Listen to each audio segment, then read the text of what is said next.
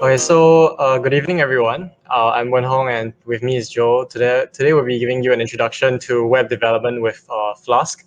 So on the first slide, you can actually see two links. One is for just docs that contains all the links for our slides. So if you need any reference, you can just refer to the docs.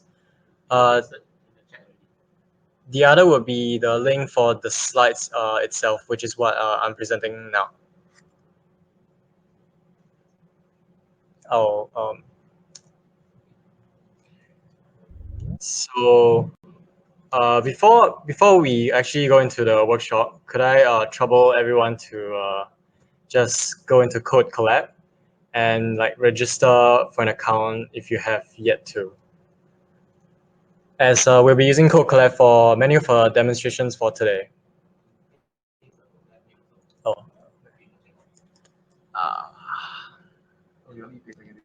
Yeah, sure. Sorry. It's an exclamation mark. So after the document, after HTML tag, we have the head tag, which normally contains things like your title. So what title is as you can see on top, there's this create a new pen. That essentially is the title of this page. So you can just put anything like a test page,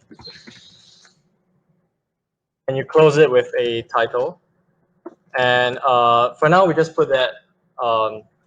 Yeah. So after the head tag, we have the body tag.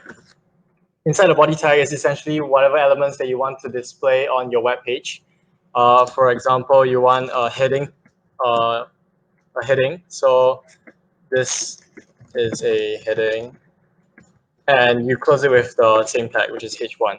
H1 just basically means a heading with its respective like size and it's bold. So if you want to do h2, which is heading 2, you can see that there's like a difference between the size.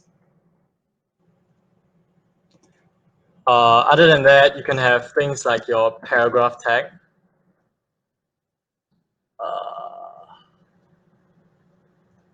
And this is a paragraph.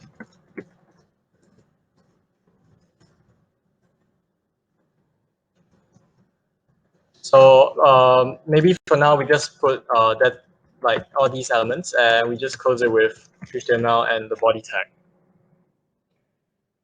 So as you can see, this is what HTML does. It just displays the content on the page itself, but does not give any styling to it. And this is why it's commonly paired with other styling sheets like CSS, for example. So yeah, I think I'll be moving on to CSS for now. So this is just whatever that we have coded. So what is CSS? It's cascading style sheets. So what it does is it describes how the elements that we have just put on the page itself to be displayed, or how it is supposed to be displayed that we want it to be displayed. So normally we have CSS and HTML files separate to keep them organized, and it's linked, and therefore it's linked to an external HTML, or rather the HTML file is linked to an external style sheet file. And therefore, in essence, HTML acts as the structure of the page, whereas CSS beautifies the page. So let's go back to CodePen.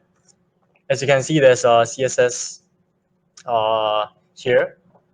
And you can have, so for example, you want to style like the body, which is the body tag here. So what you do is open a curly bracket, and you can have many attributes, such as background color, which I, in this case, want to set to a light blue. And you can see on the screen that the background is already, like, you can see the change that has been changed to a light blue color. So there are also other stylings. For example, I want to style the heading tag. Maybe I set the color to be yellow. You will see that it's kind of hard to see. Maybe green. yeah, you can see that the color has changed. I can also align the text to be maybe center. And you'll see that it's actually aligned to the center of the page. Just to show a few more, I will style the paragraph tag, such as like font family to be Sego script. And maybe the font size, I want it to be larger. So like 20 pixel or 40 pixel, depending on whatever you want. It's just to show you how it works. So now that we have gone through what HTML and CSS does, which is structure and beautifying of the page, now let's move on to the actual content of today, which is Flask. So what is Flask? It is a Python module that allows us to develop web pages easily for anyone to develop actually. So it's relatively easy compared to the Django framework because it does not have a steep learning curve.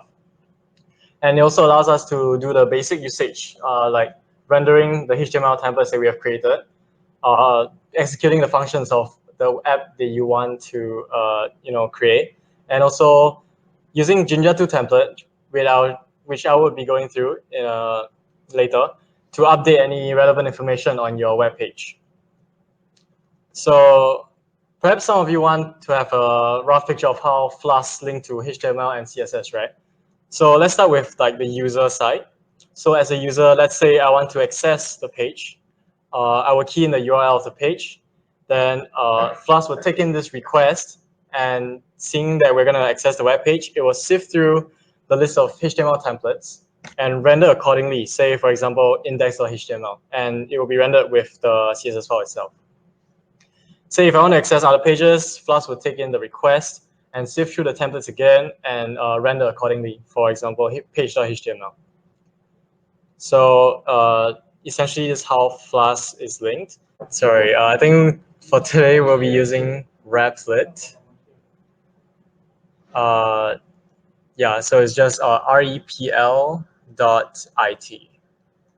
So this is essentially what you need to code for a very simple Flask application to get it started. So I'm going to briefly explain through each of the lines, just so we know what it does. So the first line is just importing Flask from the library Flask, so that we can use Flask itself. Yeah, and the second line is establishing that the name of this file, or establish that this file is of Flask type. Hence, Flask __ name _ is the name itself refers to the name of the file, and we make it such that it's Flask app. Yeah, so we assign it to app, and following which is the route. So since we have named this app as app, so we type app route, and route essentially are just pathways that you can direct users to. The slash is just to say just to say that it's a default route. So when users enter, they will be directed to this route by default. And following the route actually carries a function which is directly written below, which is defined in this case home. We name it as home function. And for now, the function only returns a string, which is just hey there. But later on with the demonstration, I'll show you how to render the HTML template itself. And the last line is to just make sure that your app is running with its host and the ports accordingly. Do I go with the demonstration? Okay.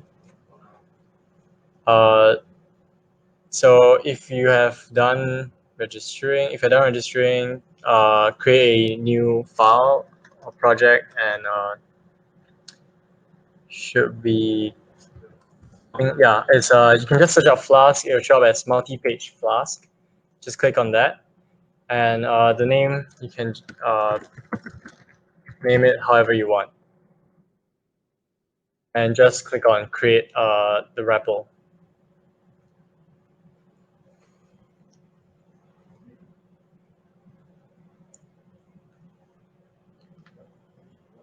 Yeah, you should come to this page where it gives you a default template. For now, we can just delete all the way until I think the number list is not required. Just delete everything else except for the route with slash. The rest is the standard template. We don't need this as well. So as I've explained just now, the first line is just importing Flask. But now that we have the default template gives you a render template and a request imported because we need to use it later on to render our templates as well as carry out certain functions.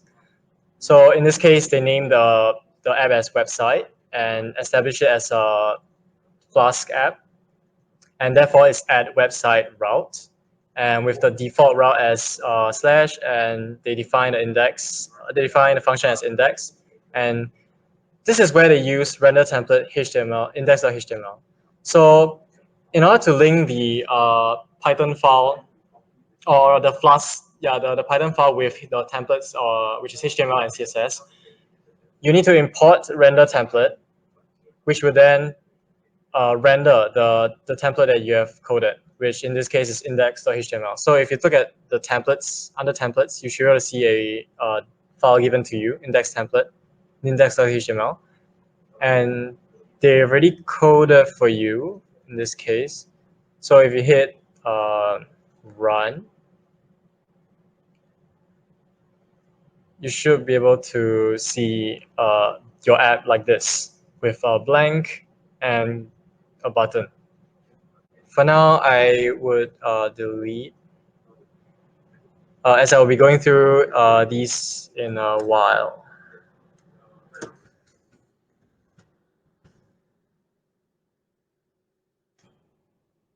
So what you should have is just the standard HTML. Then you open your head tags with the title and close it with the head tag and the body. So since we have coded just now, we have coded a HTML here. I'm just going to copy the body and paste it here. So if you rerun, you should be able to see what we have coded just now, except without the CSS file because we have not connected yet. We have not linked it. Yeah, this is what we have coded just now. So now that we have rendered the HTML, we need to link the CSS along with it. So just click on Add Folder. Click on main.py for it to be outside. Click on Add Folder. Name it as static. And under in the folder of static, you create a new file called maybe index.css to declare that it's a CSS file. So what we have coded just now, I'm just gonna copy the same styling. But now because it's in external folders, so we do actually need to connect it manually. So go to index.html and within the head tag, insert a link. And to link it, we establish the relationship as style sheets. After which we reference the file.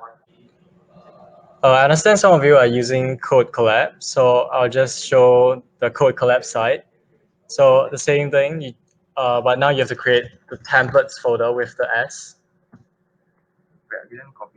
Create folder is here.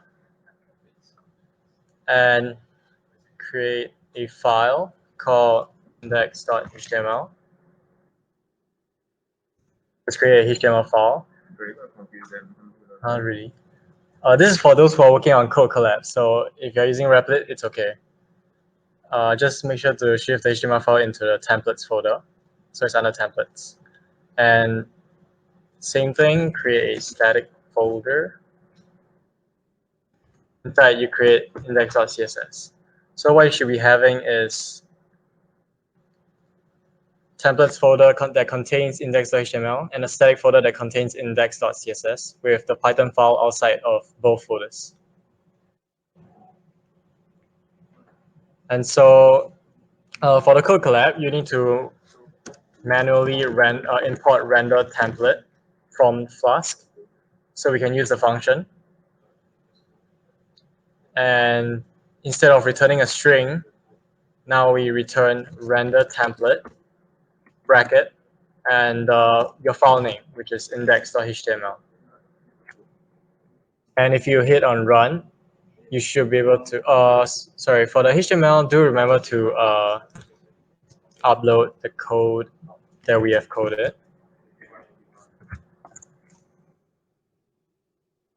Same goes for CSS.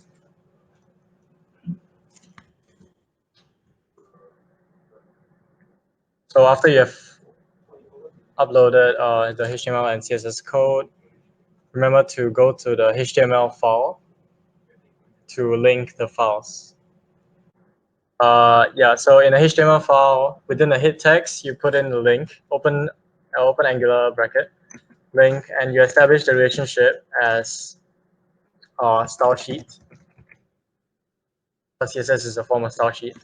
And you make a reference to the file itself, which is href, and enter.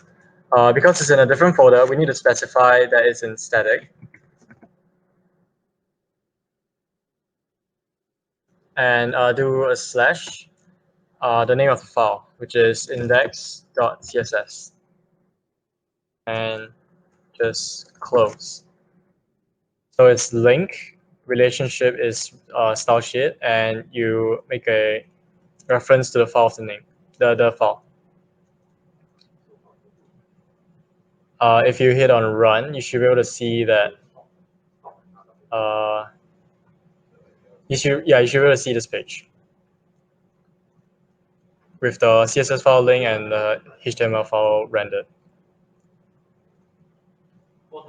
So what we have done is just go onto the website, and therefore we are directed to the route /, which is by default, and therefore it renders the function, and thereby returning us the template of index.html, and that's why we're able to see this page. So the next important thing we have to know is about forms, and forms is in HTML itself. So let's go to the HTML file, and under the paragraphs tag, we can include a form tag. So what does a form tag do? Essentially, if you want users to submit any details, you encapsulate them within a form. And under the form, you can put things like inputs of usernames, your passwords, whatever that you want the users to put in. So for now, let's just open input. And we establish the type as a text type. So it will appear as a blank. You'll be able to see it later. And for now, we just close the input. Next, after you have the input, you need the users to submit. So in this case, we open another input, but we make the type to be submit instead. So if you stop and rerun your application,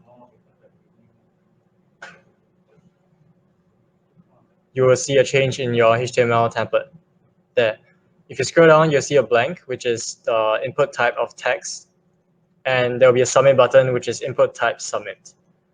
So after the users have keyed in their username, for example, you want to hit the submit button, but because you need them to submit to somewhere, so you need to establish the action of the form. So within the forms tag, hit on space and establish the action as to a certain route. Maybe we make the route as new route, which I have not created yet, but I will be creating in a while. So this is a way for users to be directed to another route instead of the default route, which is /. And because users are submitting their details in a form and is concerning their details, so it will be quite sensitive, the information. So you want to establish that the method of this action is post. The caps does not matter, but it's just for it's a practice that is commonly used. Yeah. To explain what post. Okay, so normally there are two. Mainly there are two types, but there are definitely more. But mainly two types, which is get and post. So by default, if you go to your Python file, this app route would accept get by default. Whereas post is you need to specify in the parameter. Because post is a safer form, it's a more secure form than get, because get is just keying in the URL and then you're able to get to the page. Whereas post, you must go through, for example, form to be able to get the parameters of the form. So to explain it further, let's just go back to the slide. Oh no, oops. The slide, yes. So the difference between get and post is that the parameters in get actually remains in the browser history. So it's not very safe. So yeah, and there's a restrictions on the data type and length. Whereas for post, the parameters are not safe in the browser history, and there are no restrictions to the parameters. So in conclusion, get is less secure because data sent is part of the URL, which is what everyone can see. Whereas post is a little safer because parameters are not safe in the history or in the web server logs. So generally, we'll just be using get or post. If you want to submit a form, post method, yes, you must do it post method. So going back to here, now that we have established the action as new route and the method is post, let's create a new route, which we will name, so add app. Let me just stop the server. I'll be creating a new route. And in this case, since we have established the action to be new route, so we do a /new route instead. And because by default it only accepts get requests, and we are submitting the form through post request, we have to specify that we allow the methods to be in the method of post and get. So it's just methods equals to square brackets, then post in inverted commas and comma with get in inverted commas. So now the route is able to accept both post and get requests to carry out a function. So we define the function as maybe new routes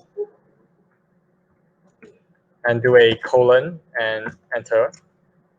In this case, just to show you that the route actually works or that it's because it's post, first we need to specify the condition that if the request, before we use request, we have to remember to import from Flask itself. If not, we are unable to use it.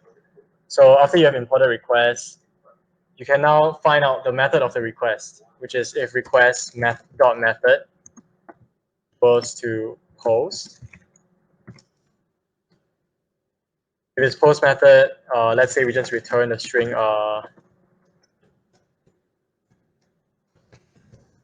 method is post. Else we just return method is get.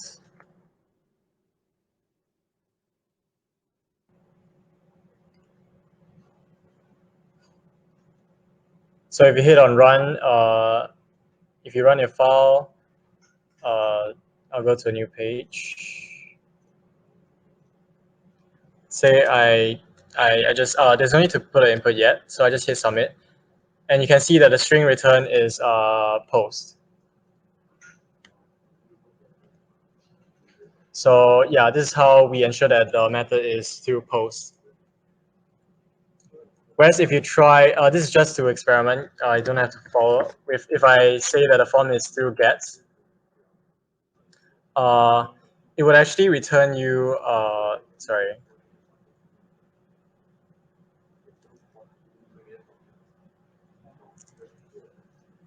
It will actually return you that, yeah, the method is get.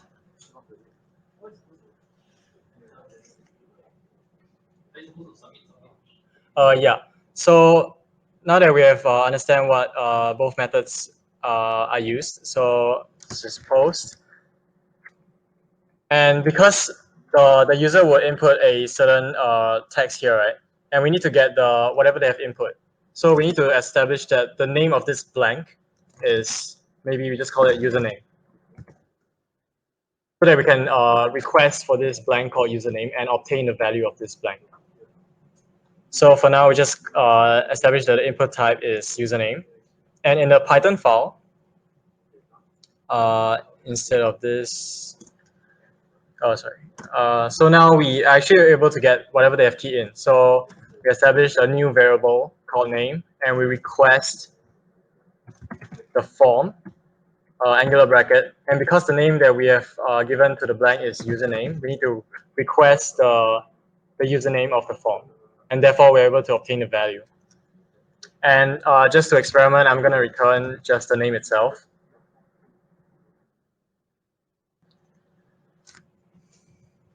So if I hit run,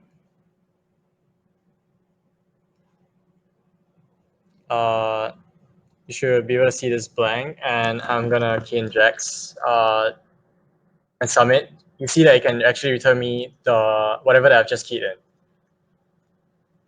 So this is because in the HTML, we have already named the blank as username.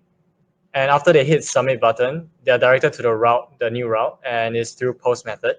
So we're able to, under the new route, because it's a post method, so we're able to request the form in which the blank name is called username, and thereby assign it to a variable and return Jax itself. So that is generally how this Flask is used. So you can have forms, and you can have users to submit their form. You can obtain the value which the user key in, and because they are keying in their information, so we use the post method, so it's safer. And yeah, so if you want to, so now just now I've mentioned Jinja2 template to update. So going back to CoCollab, in the index.html itself, I'm going to change the heading to be hi someone's name, right? But because we don't know the name of this person, we can actually make a variable with Jinja2 to update the name. So how we use it is we create two curly brackets, close with two curly brackets, and between we just create a variable which we want. So maybe in this case, my name is a variable. So using these two curly brackets, we're able to update the name using the Python file. And how do we go about doing this? So we have this form, right? And we're gonna key in our name here, and we're gonna be directed to new route through the method of post. And since we're able to obtain the name through this request form, we can now return the render template of the same template, which is index.html. But now we add in an additional parameter, which we do by using a comma. And because the variable I created with Jinja2 template just now was my name, right? So I'm gonna say my name will be established to name, which is what I've keyed in the blank. So this my name refers to the one in HTML, which is between two curly brackets. And because we're gonna key in the name, and we're able to obtain our name, so it will update the name as whatever that we have keyed in. So to see it in action, I'm just gonna stop the server and run again.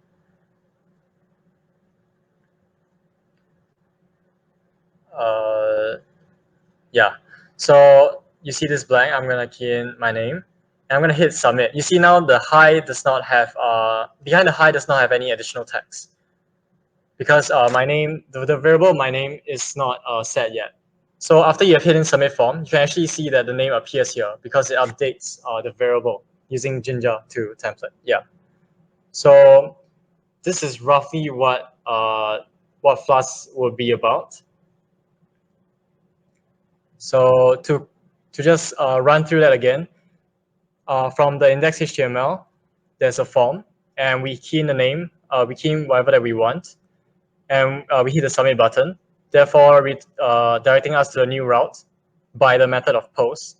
And if we go back to our Python file, we are now directed to the new route with the method post. It fulfills the condition, and hence we're able to get the name that we have keyed in by request.form, and the username is the name of the blank. And then we return the same template, but now we add in an additional parameter, which is my name, and we establish it to be equals to the name that we have keyed in. So yeah, this is how we make use of Jinja2 and also link the HTML and Python together. So after going through Flask, I hope everyone has a better idea of how to use Flask to connect HTML and CSS together, and also use Jinja2 to update. Yes. So that will conclude the first part of the workshop, which is Flask. So the next part of the workshop is actually creating a website, which is making use of Flask to web scrape certain websites. So what is web scraping? It's essentially just obtaining information from internet, such as just copy pasting from Wikipedia itself is a form of web scraping. But normally when we talk about web scraping, it refers to just obtaining information automatically from internet. Yeah. So why do we scrape the web? Some obviously is to automate the process of gathering large amounts of data for maybe perhaps analysis of the data. And for today, it's just to find unique and interesting things that we will do later. Yes. So what will we be scraping? Let's just scrape the Wikipedia on web scraping itself, right? To just better understand it. So if you click the link, you'll be able to see a Wikipedia page on web scraping. Yeah. So this is just a page on Wikipedia that talks about web scraping. So let's say I give you a task now. So in this Wikipedia page, there are multiple paragraphs, and I want you to tell me how many paragraphs are there in this page. Very instinctively, I think many of us would just go ahead and count manually. But because we understand the concept of web scraping now, we can actually automate the process to get the number of paragraphs. So before that, maybe we can go ahead and inspect the elements. So just go to the Wikipedia page, just right click and inspect. You will see very familiar HTML text that starts with HTML with the head text and the body text. And if you actually look closely enough by opening up the div text, you can see that there are actually sorry, let me just close this. If you open up further enough, you can actually see that there are multiple p tags. And p tags, as we all know, means paragraphs. So we're actually able to automate the process of gathering number of paragraphs by counting the number of paragraphs tagged in this website, right? And to do that, here are a few steps for us to do. So first, we have to import the relevant libraries request on BS4. I'll be elaborating later. And then we obtain the HTML code of the website, and then we find the occurrence of the p tags. Then we count, and finally print the answer. Right, makes sense. So for this, I'll just be demonstrating.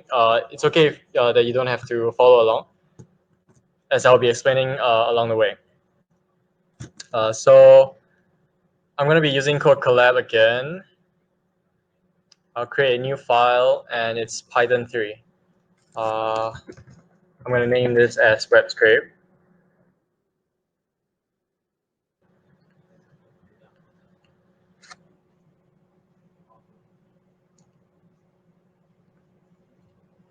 So now I'm just going to code in Python. So first we have to import the libraries request and beautiful soup. What request does is we're able to send requests to the website itself. And what beautiful soup does is we can modify the input that we get from the website so that we're able to better manipulate and find the p tags. It's just like a formatting function. We obtain the URL of the page, and then we send a GET request to the page. So the URL of the page.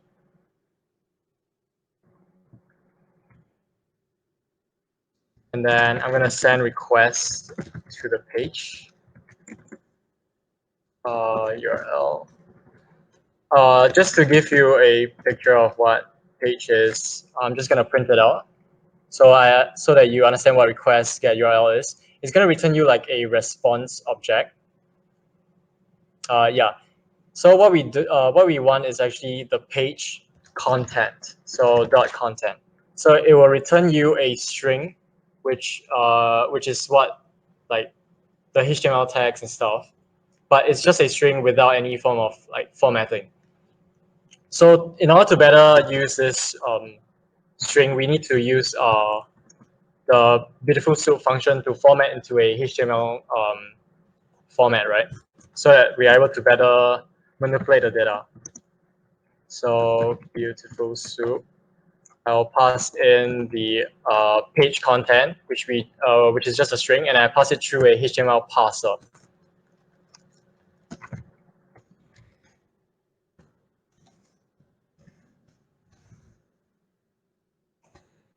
And after which, we can actually now find all the occurrences of these p tags by using HTML.findAll.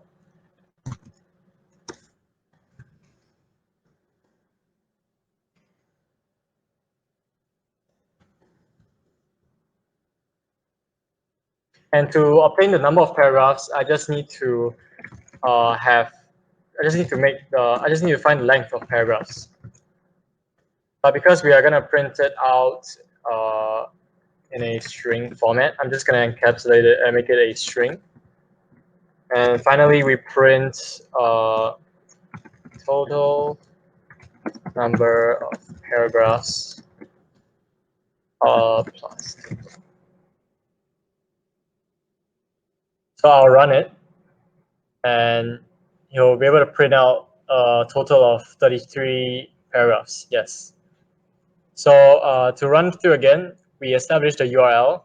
We first import the relevant libraries, then we establish the URL. We send a GET request, and finally obtain the page content and pass it through a HTML parser to make it more manipulatable, easily manipulated. And we finally, because it's in HTML, so we're able to find all the occurrences of p tags, and we use the length of paragraphs to find the number of paragraphs, and then we print out. So this is essentially how, like, one way that you can use web scraping. Yeah. So if you want the code, we actually linked in the slides to, like, if you want to review the code, which I just coded. So now that we have understood what web scraping is, so now I think most of us have understood what web scraping is. So this is actually something that we have coded. Wait, let me just close this. Yeah. Oh wait. Oops. Oh, it's not. Oops. It's not running. Yeah. Yes. It's running. Okay, so Joe and I actually coded this website, and to take you through how it works, right? Oh, it's quite small. How do I explain this? We will try. Yeah. So oh my. Yeah, you can see the first loop, the green one, which is just, yeah, the first two boxes. So as a user, when we visit the website, we are sending a GET request because that's by default the GET request, right? And then the Flask will take in the default. We just direct us to the default route, which is /, and then it returns us index.html. It's quite simple, right? So then that's how we're able to see this page, because it renders the page. After that, is the red loop. It's a red arrow, yeah. So there's actually a blank in the middle of the page, and this blank we insert the URL of the page that we want to scrape. So maybe is it like this? There. Okay, so maybe you want to scrape like Google. So what we did just now is we input the URL of the page, and then we send a post request in a form format to the Flask, and it directs us to the route/link. After that, it carries out a function which will be elaborated later on, and then it returns us the page, which is another page.html with the HTML and the URL. So what's this HTML and URL? If you see here, extracted HTML code is basically the HTML of Google, the google.com website, yeah, and it returns us the URL, which is here, yeah. So that's essentially the red loop. So now I'm gonna do the last loop, which is inserting the text that we want to filter from this HTML code, right? I'm gonna put some text. Let me just close this. And maybe I want to scrape the P tag, the A tag, the H1 tag, something like that, right? So I would send a post request to the server in a form, and Flask will take in this and direct us to another route, which is, in this case, dig deeper, and hence go through data validation and preparation, which is just formatting of the strings and also filtering out the text from this HTML that we've just extracted from the website, which will be elaborated on by Joe later. Yeah. So, and then it goes through the function get tags, and it returns a dictionary of lists of. Okay. So if you all go see the slides, right, the next slide will be basically what is the folder structure that we're going to follow for this app. So sorry for the confusion just now, where some of us had to use Replit, but now the code collab error has been fixed, so we will all use code collab now. Okay, so if you were to go to code collab, right, so you can click on the plus icon over here. Okay, if you all create a Python Flask beta project, the name can be anything. I'll call it web scrapey, doesn't matter. The server, we'll use the Singapore server. All right, everyone got it? Okay, so then we'll click create project. If you open up the project in Code Collab, you should see a single file called main.py over here, right? So there's just one file. So what is our first job is to create the following folder structure. So what this folder structure is that in the main project, you need to have two folders and one main.py file. The folder will be a static folder which contains all our CSS files, and a templates folder containing all HTML files. Note the S behind the templates, right? If it's template without the S, there'll be error later, so it should be templates. So let's create this file and folder structure. Try to use the exact same naming so that you won't have any errors later on. Okay, so let's create a file. So it will be, so you click this button over here to create a folder. We create our templates folder. Then we'll create our static folder. So in Code, how you have to press enter after you type in the name, otherwise it will be saved. And we'll create our two CSS files. Yes. Then we'll create our index.html, our page.html, and our deeper.css, deeper.html, sorry. Okay. So as I said just now, the HTML file should go into the templates folder. And all the CSS files should go into the static folder. All right. So your file should look something like this. Two folders and one Python file. For those using Replit, all the files should be empty now. So you can just delete everything within all the files. Because yeah, because I'll be giving you the template later on. So you just paste from the template. Yeah.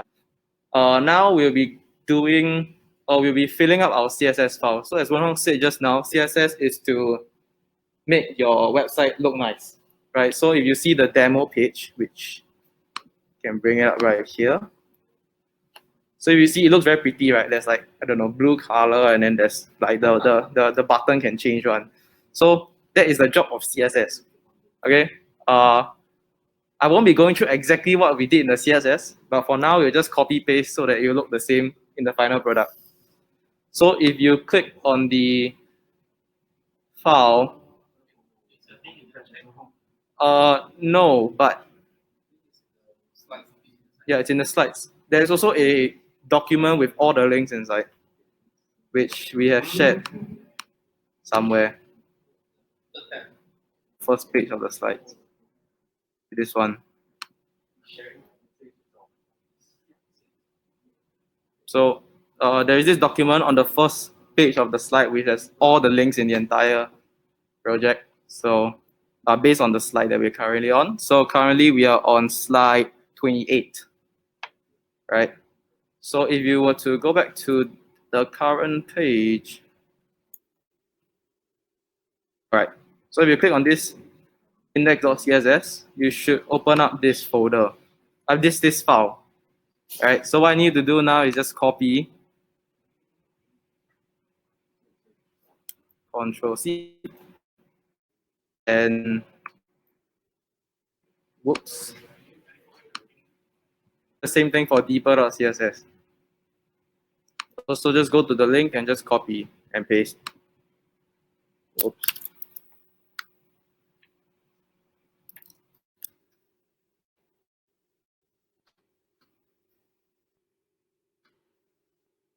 Okay. Cool. So now that we're done populating our CSS files, this is a logic flow of what you have seen just now that Wenong has presented, but it's slightly more detailed, or at least the next few steps will be slightly more detailed. So this is the first loop that you see just now, where basically when the user visits the website, right, the website will make a GET request to the server at the route of just /, and after that the /, the server will render the index.html file such that the user will see this web page. Okay? So, which means that this web page is defined by index.html. Makes sense, right? Okay. So, what we need to do now is we need to make that index.html. So, as usual, there'll be a template. If you click on this link, you should see this template. What I need to do is just copy and paste it in the index.html of the Code Collab project. Most of the things are already there, right? Like the link to the CSS file, I've already done it for y'all. The title has been done for y'all. All we need to do is the things that have written there to do, right? So the first thing that we need to do is create the form element, which Wenong has went through with y'all just now. Is just simply just type form.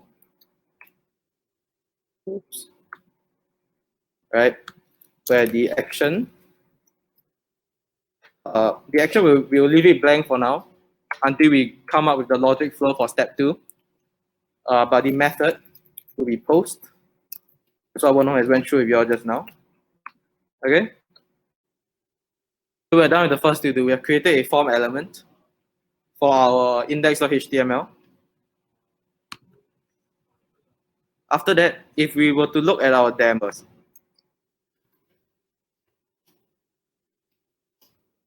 okay. So if we were to look at our demo, you realize that there is a text box in the middle. So as what Wenong has went through with y'all just now, text box is by creating an input element with the type of text. So that's what we're going to do. We just create an input of type text.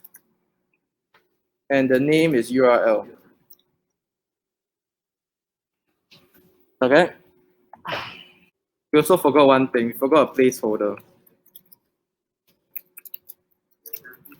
So what a placeholder is, right? The placeholder is the thing that is shown to the user when there is nothing filled up in the text box. So in this case, the placeholder is insert URL right here, right? So if I have to fill something in, the insert URL word is gone. But if there's nothing filled in, the insert URL is there. So that's what placeholder is for. So we'll just put that in, and we will put a required attribute. What this means is that in order for the form to be sent to the server, the text box must be filled. If the text box is not filled, then the form would tell the user that it cannot send. All right.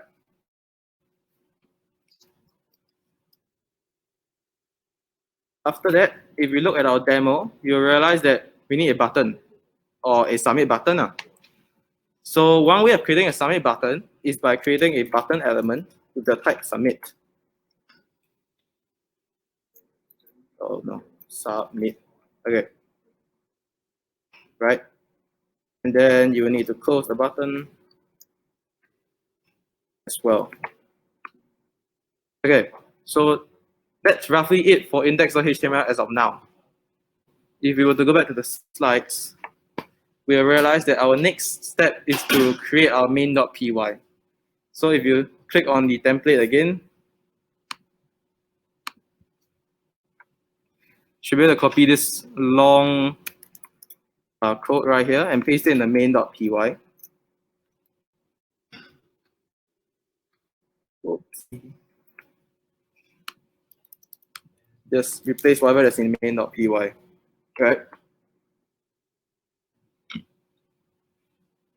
Okay, so I will briefly run through what's inside. This is all our imports that we have, such as importing Flask, or importing the requests or BS4 stuff that Wenhong has went through just now for relating to the web scraping that our website will be doing. There are two functions that are predefined for you here. You don't really need to understand, at least I will tell you later what it does, but I won't go through with you how it's being implemented because we have no time. So I've already defined for you three of the routes. So we just need to define, I have created three routes for you, but we need to define what each of the route does. So if you go back to our object flow, you realize that the slash route will just render the index.html page. That's the only thing it does, right? So that's what we need to do. Replace, in slide 23, delete the word pass and type in this. So we will render the HTML template of index.html, and we will just return it back to the user. That's it. So if you click on the run now, you should be able to see the beautiful web page. Right. Okay. So we are done with step one, which is what the user will see when they first visit the web page. All right. So if we go back, this is our step two, which looks a bit more confusing. All right. Let me open the file up in my local.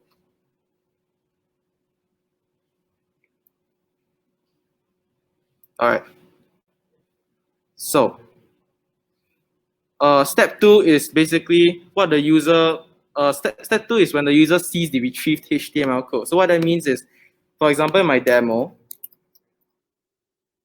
step two involves me typing in the form, the URL, and I click submit.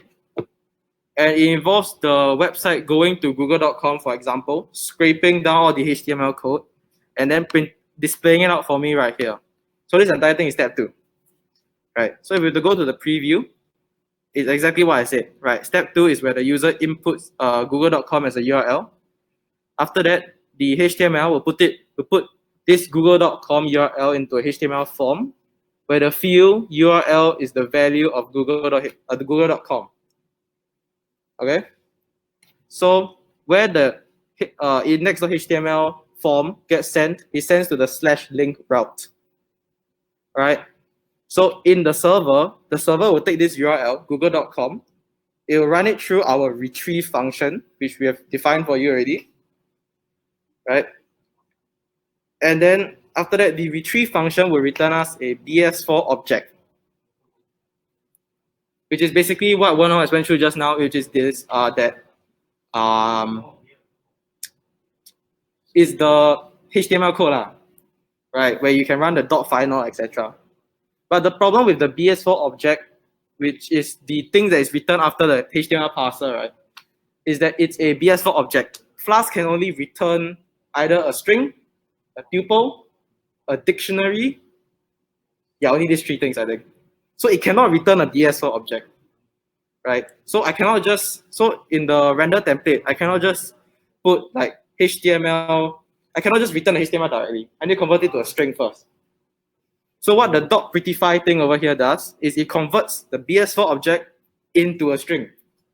And then after that, I'll return the page.html along with this string of HTML code, such that the return document looks something like this, where I have my HTML, which contains the HTML string, and I have my URL, which contains the google.com, such that after that, I can just display it using Jinja. Make sense? Okay, so right now we need to finish our index.html. Why? Because we haven't defined where our form will be sent to. So if we go back, we go to our index.html. So if you see just now, we left the action empty because we haven't defined where we want our form to be sent to. But now we know we want our form to be sent to /link. Okay? So that's it for index.html. We're not touching this file anymore. Okay, so after that, you can close it. Right now, if we go back to the slides, we need to actually edit our main.py to define our /link route, which our first form will be sent to, right? So basically, working from line 28 onwards, we will just type in the following code. So firstly, we want to get the URL which the user has given us. So we'll just do something like this. Right, which Bruno has went through just now. What it does is, it goes to the HTML form. It tells the form that say, I want the URL field, which happens to be google.com. It saves this google.com into the variable called URL. Okay? Then after that, what I need to do is do that very confusing. After that, what I need to do is, I'm here already. I need to run it through a retrieve URL and then run it through the prettify function. So I can just do something like this, retrieve URL. So I run the google.com URL through the retrieve function, which I have defined above. And then I'll run the prettify function to convert this BS4 object into a string, right? After that, I'll just save this string into like some variable called past, or you can save it to HTML. Okay. Right. So after that, what we need to do is that we need to return the page.html back to the user. So we'll just run this. So we want to return page.html. We want to return back the user the URL. And we want to return back the user the HTML code. So next thing we need to do is we need to edit our page.html, or we need to create it first. So we start with our template as usual. We copy our template, we paste it into the HTML.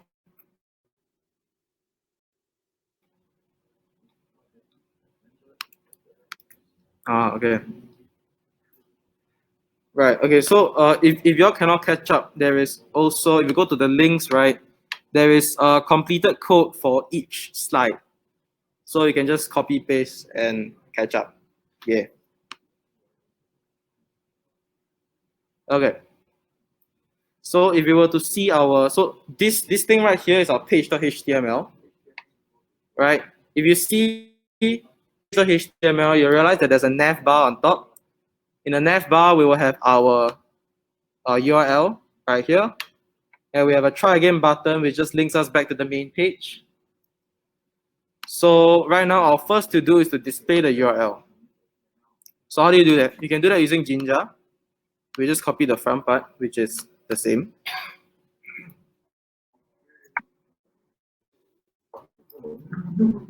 You can do something like this.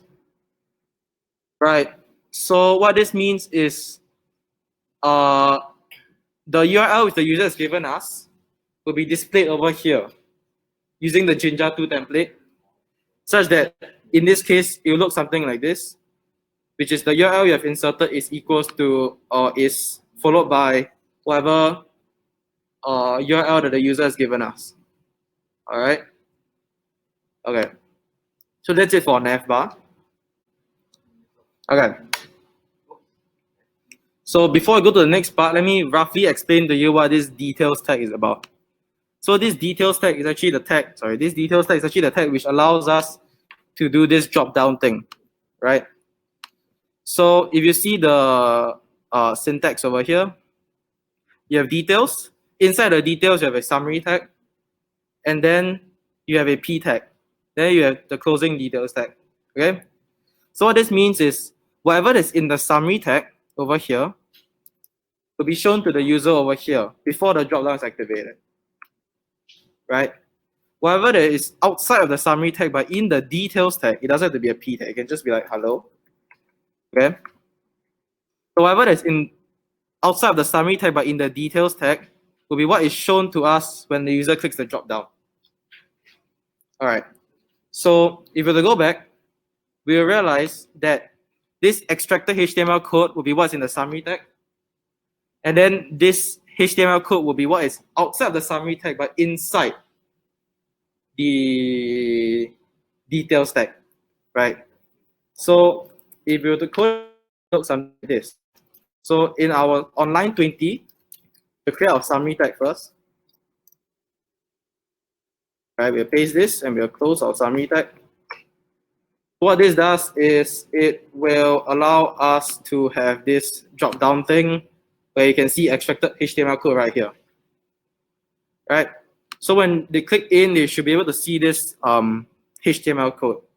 So what we're going to do and how we're going to display this is we're going to do this.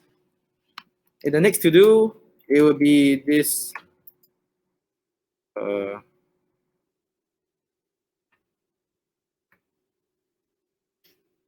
Okay, so what this does is it will display our HTML code using the Jinja, which is this part.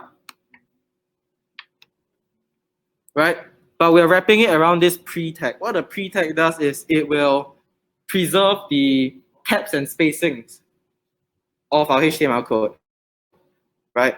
So okay, so if I were to just display this, for example, if I were to run it, okay.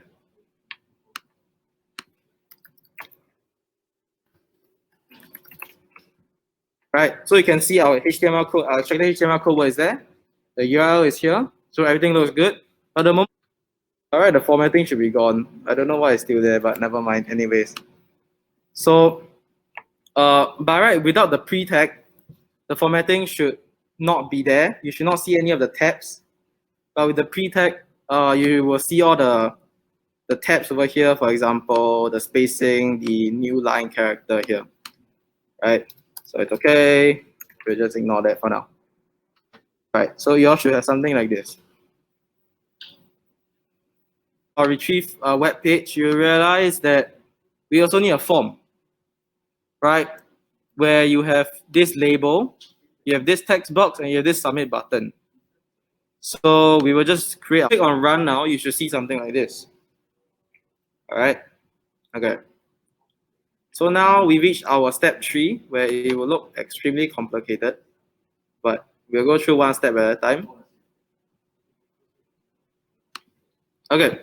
So step 3 starts off with the user giving us what text they want to extract out from the HTML code. So in this case, the user, for example, input a, script, h1. Right. So in this case, they want to extract out the a tag, the script tag, and the h1 tag. So if we see in the HTML form that is sent to the server, you see that we actually also need to send our URL with the URL that the user has given us, as well as the text which the user has just given us. right? And then it's sent to this website route of /dig-deeper. Okay, so that's actually enough information for us to complete our page.html. So the first thing we need to do is we need to define our action, which is /dig_deeper. Okay. All right. The next thing is you realize that we actually in our HTML form, we need our URL. We need to still give the server the URL. Okay. So how do we do that when we do not want the user to retype in whatever that they have given us? One way is to do something like this.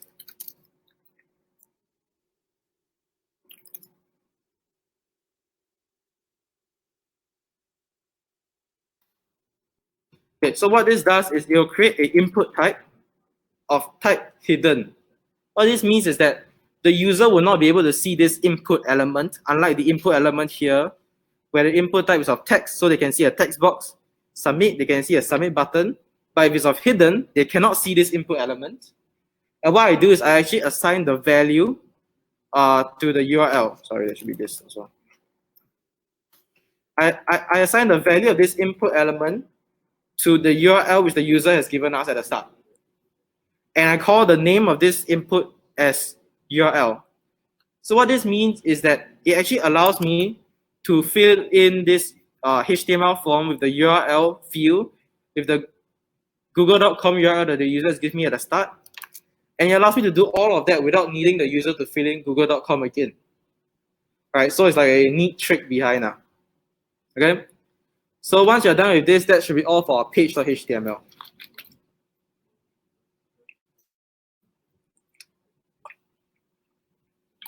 Okay. So now let's go back to our logic flow. So in our logic flow, you realize that there is a okay, if you go back to our logic flow, you realize that what we did first was from the HTML form, we take out the value from the text field. The text field, we take out the value, which is this, and we assigned it to the variable text. Right, what we are going to do now is we're going to do a step called data validation and preparation. Why we need to do this is because if you see this text that the user has given us, is actually what we call very dirty. Why is dirty is because, for example, before the letter A, there is, I don't know, 3 spaces. Before the word script, maybe there is 2 spaces. Before H1, there is 1 space, right? And after each of the words, there is a number of spaces that we don't even know. So we cannot just put this into our retrieve function, for example, because if you go and look at the HTML code, the A tag is only A. There is no space before or after the A tag. So what we need to do is we actually need to clean the data that the user has given us, right? So we are doing it in 3 steps, okay, such that when he goes in, it will look something like this: one singular string separated by commas. When it comes out, it will be given us a list or an array of 3 strings where there's no spaces before or after each of the string. So what we are going to do is we're going to remove the heading and trailing spaces. That's the first step right here. What it does is it will remove from this singular string, it will remove all the spaces before the A and after the H1. So that you get something like this. Okay? After that, you realize that there are actually commas and spaces in the middle, and we want to remove that. So how are we going to do that? We need to use something we call regex to identify a sequence. So if you see there's actually a common sequence between the spaces and commas between A and script and the spaces and commas between script and H1, right? The sequence is there is 0 or more occurrences of space, followed by a comma, followed by 0 or more occurrences of spaces again, right? So if we identify using regex, we will get these 2 highlighted parts. What we need to do lastly is we need to split the string into a list using the regex sequence, which allows us to remove these spaces and commas and split the entire string up into a list. That way we get from this very dirty string to this decently clean list of HTML tags. right? So how do we do that? Well, we can just go to our main.py, right? Because all this is done in the server.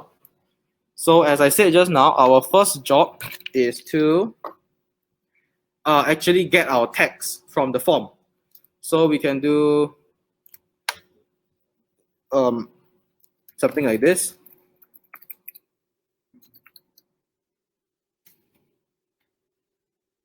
So right now, this text is just that one string of super long commas, spaces, HTML text, right? So how we're gonna clean it? We're gonna clean it by doing, We're gonna clean it by doing this.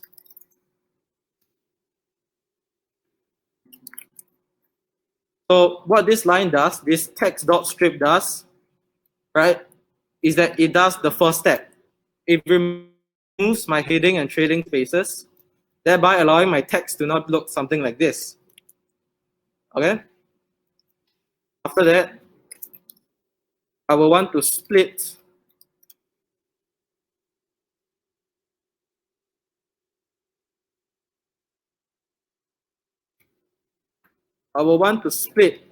my entire string into the list using the following regex sequence, which allows me to identify the sequence of 0 or more occurrences of space followed by a comma followed by 0 or more occurrences of a space. So very simply, this /s over here is telling me that I want to find a space. This star tells me that I want to find 0 or more occurrences of the previous thing, followed by a comma, followed by the same thing. Right? So by line 40, text is now this list of HTML elements. Right? Okay. So right now, if we were to go back to our logic flow again, we will find that we actually also want to get the URL value from our field and save it under the URL. So we'll just do it now. Form URL. So the URL now contains google.com. Okay. And after that, we actually want to run this text value and URL value through a function called getText. What getText does is, how do I explain? So what getText does is it'll take in the URL that the user wants. It'll take in the text that the user wants, the TAGS text the user wants. And what it does is it will return a response that is all the extracted text from the user given URLs, the HTML code.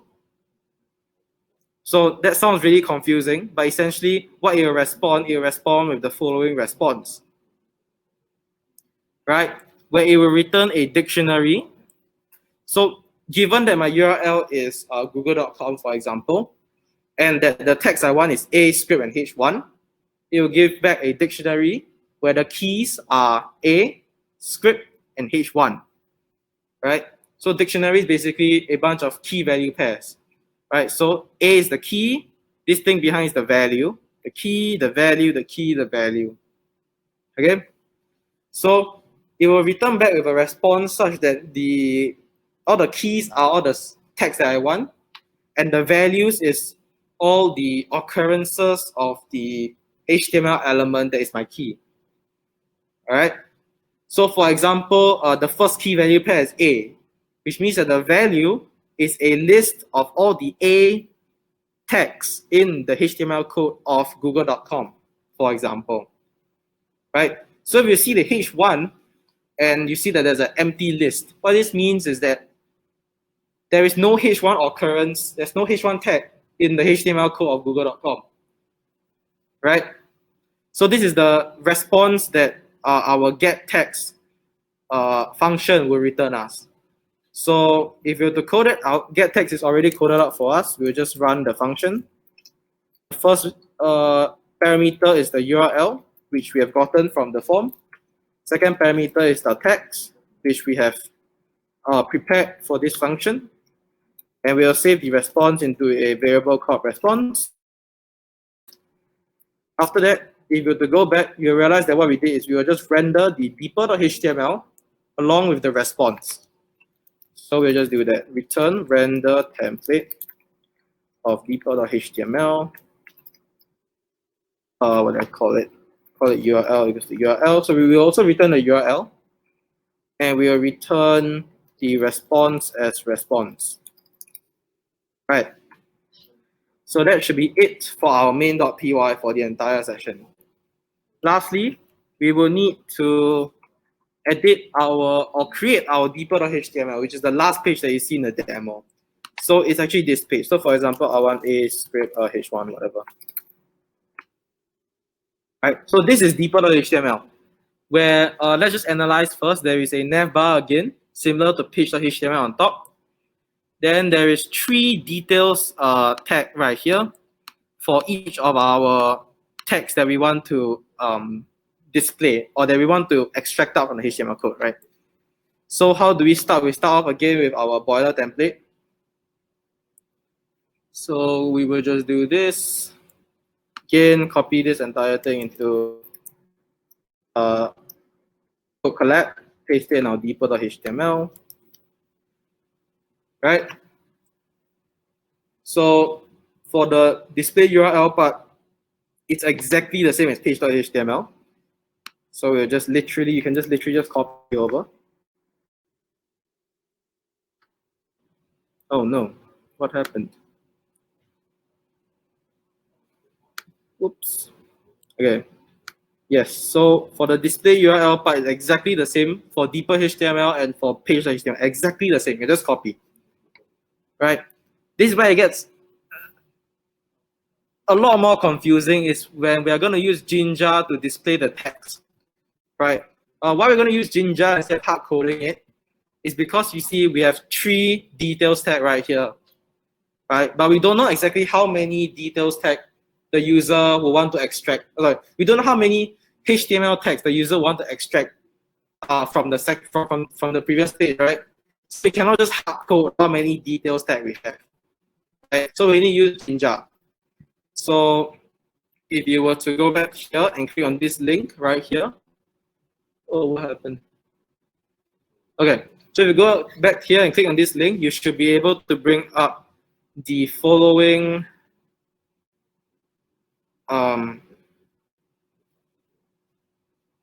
logic flow, which is the last one we're going to today. So from the previous code, from the previous logic flow, we have gotten this data object, right? Where we have the URL, we have the response dictionary. Firstly, the first thing we'll do is we will use the URL to display the URL in the navbar, which we have done so already. Okay. After that, what we need to do is that we actually need to take this response dictionary right here, and we need to display it in its own details tag for each of the tags, right? So we need to do is we need to for loop through this response dictionary such that so the syntax will do something like this for tag in response. So it looks really similar to Python, right? For tag in response, what it does is it will loop through the dictionary such that each time it loops through, tag will be equal to the key of the key value pairs for each iteration. So what that means is for tag in response, in this case, we run 3 times. The first time tag will be equals to A. The second time tag will be equals to script, and the third time tag will be equals to H1, right? So for this logic flow, I just did it 1 time using the first iteration. So the first iteration, or the first time it loops through the for loop, tag will be equals to A, right? So given tag is equals to A, I need to create a details element for this new tag, right? So after that, in the details element, I need to create a summary element, where in the summary element, I need to use the Jinja syntax to display what is the current tag being displayed, right? So let's code that out. So how do we use a for loop in Jinja? One has introduced to you all just now the syntax for Jinja to display stuff, which is this double curly braces. But the for loop syntax for Jinja is curly braces followed by percentage signs, yes. So it looks something like this for tag in response. So this is how you do a for loop in Jinja, where basically anything inside this curly braces and percentage signs will be repeated for as many times as the for loop is supposed to run for, right? So as we go back, we'll see that for each of the for loop, we need to create one detail tag. So we'll just do this. We'll create one details tag, or details tag. Right? And in the details tag, in each details tag, we'll create one summary tag. So we'll create one summary tag. Okay. In each of the summary tag, we want to display what is the current tag being displayed. So we'll do something like this. Tag displayed is equals to this. Right? So if I were to run this, hopefully it works. Whoops. What? It's in Discord.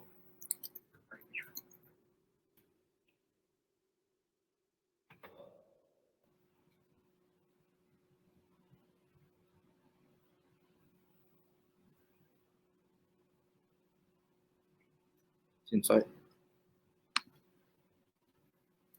Ooh, what's this?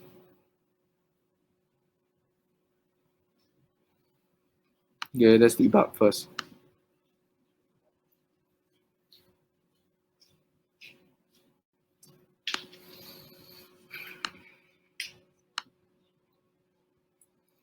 The view function did not return a valid response.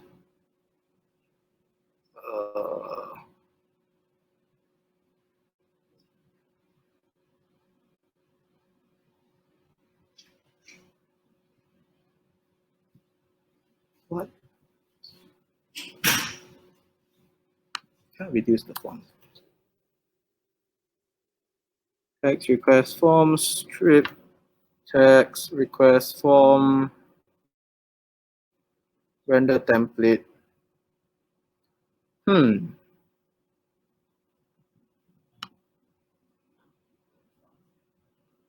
Oh, is it?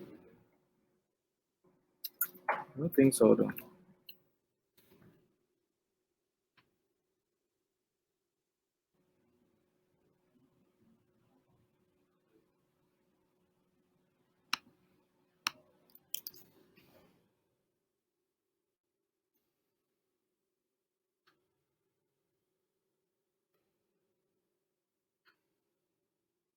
Okay, so if you see right here, what the for loop does is that given three different HTML elements that I want to extract in the previous page.html, I would create three different details tags, right? Where the summary tags are adjusting basic, depending on what are the HTML elements that I want to extract beforehand. Okay, so if we go back, what is the next step we have to do inside the details tag but outside of the summary tag is we need to check whether the length of the response tag is larger than 0. So if you know Python syntax, response bracket, a square bracket tag returns us the value of the key value pair where the key is tag. So for example, response square bracket A will return us the list of A elements, and response square bracket H1 will return us a empty list, right? So as I said just now, an empty list means that the tag doesn't exist. So what we need to do is we need to check whether the length of this list, if it's larger than 0, it means that this tag exists. If the list is smaller, if the length of the list is smaller than 0 or 0, that means that the HTML element doesn't exist in the HTML code, right? So if the HTML code exists, what we'll do is very similar to what we did just now. We for loop through again. This time, instead of creating a summary tag, we directly print out the element using the pre and the element, similar to what we did for the HTML code in page.html. So this will display something like this. right? And then this will just keep looping for as many HTML elements are there in the list of HTML elements from the response tag, right? So let's do that first. So under the summary, we will create another for loop. So for element in response tag, I would want to create a we have to create our if statement first. My bad. So go back here. The if statement syntax is the if statement syntax for Jinja is the same as the for loop statement for Jinjax, which is for Jinja, which is curly brackets followed by percentage sign. So if, give me a second. If response tag pipe length is bigger than 0, then do something. So in this case, do my for loop. For element in response tag, right, where are my pre?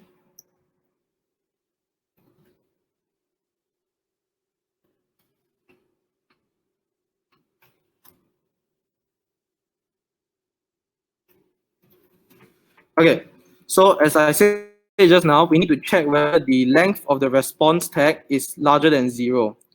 So this is the syntax that we have to use for Jinja in order to find the length of something, which is whatever we want to find, whatever the length of we want to find, followed by this pipe symbol, which should be just above your enter button, right? So it should be shift followed by backslash, which will give you this symbol, followed by length. So this will give us the length of our response tag, which is, for example, in terms of H1, it will be 0. So we check whether the length of the response tag is bigger than 0. If it's bigger than 0, we want to follow through everything in the response tag and create a pre-tag displaying the element for each one of the for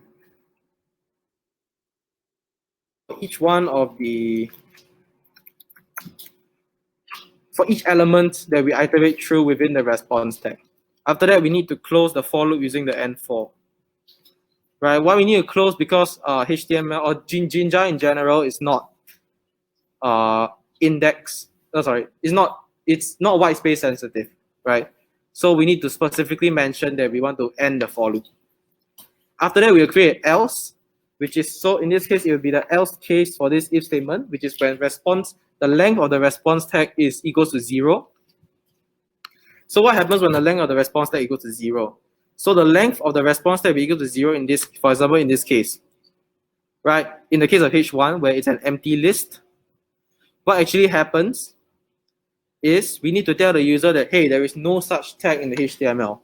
Or in the general rule of thumb, when you're coding websites, it's good to tell the user that when there's an error happen, or in this case where there is no such thing. So in the else statement, we just create a p tag that says like, hey, there is no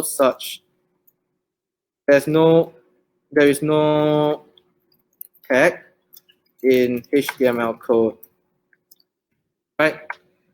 So in this case, Jinja will replace this with the current tag that's being iterated through here. And then after that, so it should look something like this, right? After that, we would simply have to close our if statement again, right? So for the for loop, we need end for the if statement, you end if. And for the for loop outside, we also need to do the end for here. Okay. All right. So if we were to run the code again,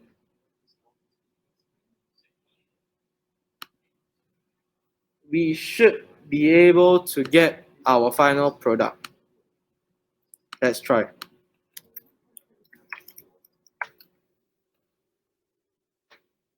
So let's say I want my A, I want script, and I want H1. Right? I should be able to see that the tag being displayed currently is A. If I click on it, it will tell me all my A tags. the tag currently being displayed is script. You tell me my script tag. And H1, you tell me that, hey, there's no H1 code in this HTML code. So that's about it for this. What I call this? This app, right? So, are you done? All right, I'll continue. So if you cannot catch up whatever I said just now, there's always the complete code over here that you can just copy paste, right? So if you click on run, you should see something like this. Okay.